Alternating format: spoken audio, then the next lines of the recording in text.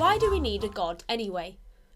We began this session by looking at just a few of the trails of evidence which lead people to believe that yes, possibly there is a God after all.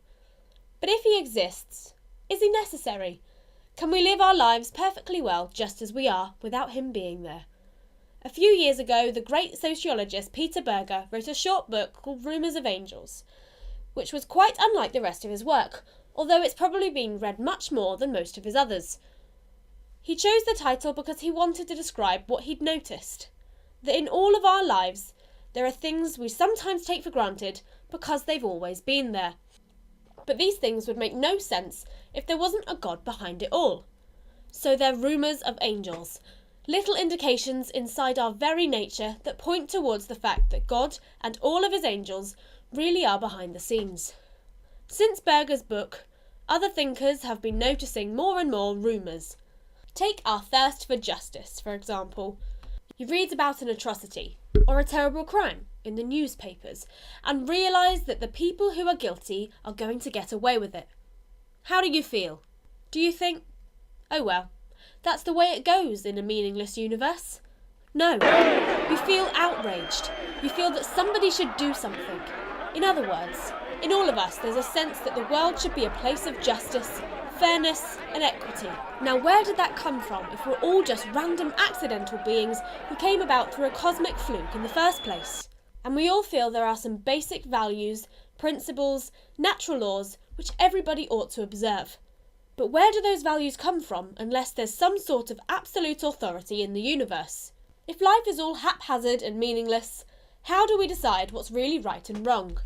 What's more, we all have a longing for relationship. You can be a perfectly healthy, massively talented human being with lots of money in the bank.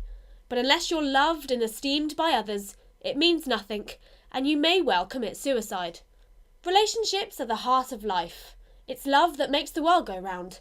Films, box sets, pop songs, trashy magazines and classical operas go on about it all the time. But love isn't all that necessary for our biological survival.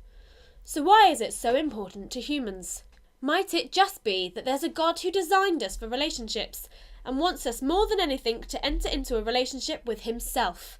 Then there's our sense of beauty. We appreciate things, and often our sheer awe and admiration of the world overwhelms us.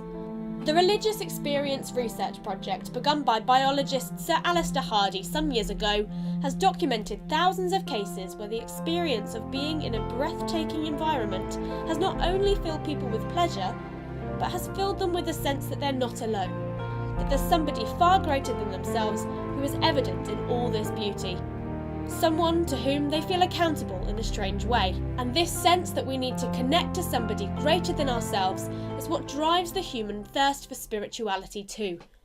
All over the world, humans are looking for something intangible that will make their lives complete, meaningful, satisfied. They look for it in churches, temples and cult centres. They look for it in New Age therapies, in meditation and mindfulness. It seems humans can't stop being spiritual, or at least trying to be. These are just some of the reasons why the idea of God seems so instinctively natural to human beings. They're all impulses, drives, attitudes that evolution by itself wouldn't require. So where do they come from? Even the fact of human consciousness is a mystery. We don't know why it emerged or where from. There is a big scientific debate about it, which won't be ending anytime soon. Yet, it's the most real thing in the world to each of us. My sense of being me, of being in a world I can appreciate and interact with. Philosopher Clifford Williams says that all of this is related deeply to our sense of well-being. You can't be a proper functioning human and ignore these impulses. Otherwise, you're living only half a life, fighting down the questions and pretending you have answers when you don't. He says this: we need cosmic security. We need to know that we will live beyond the grave in a state that is free from the defects of this life, a state that is full of goodness and justice. We need a more expansive life, one in which we love and are loved. We need meaning, and we need to know that we are forgiven for going astray. We also need to experience awe, to delight in goodness and be present with those we love. Is he right? Let's see what you think.